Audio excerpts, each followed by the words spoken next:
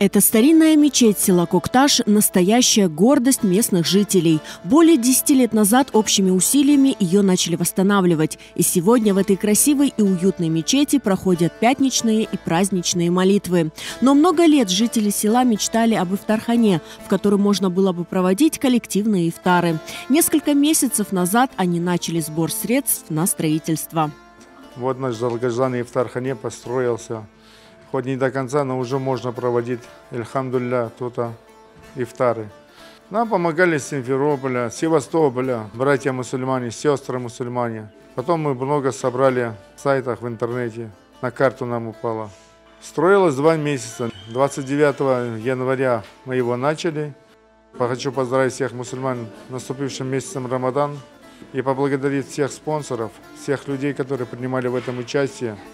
İftarhanenin kurulması, evet biz çoktan beri bir niyet vardı.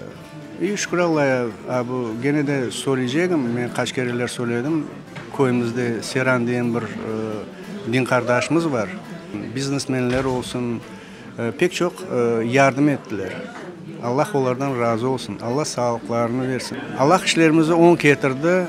Новая ифтархане вмещает до 120 человек. В первый день священного месяца Рамазан на разговение пришли жители села Кокташ и близлежащих сел, мусульмане разного возраста. Открытие новой ифтархане для каждого – радостное событие. Бүгін койымызде балабан тантана, Аллаға шүкір, ифтарханеміз ішке түшті. Бүгін Рамазан айыны бірінші күнінде бірінші ифтар болайаты. Сау болсын жематымыз, Қырым мұсылманлары қол тұттылар. Аллаға шүкір, ниятымызға еттік. Келіңіз бізге ифтарларымызға, койымызге, Кокташқа. Я держу второй уже год. Построили здесь ифтархане. Я приехала с села Радостного. Здесь очень уютно и красиво.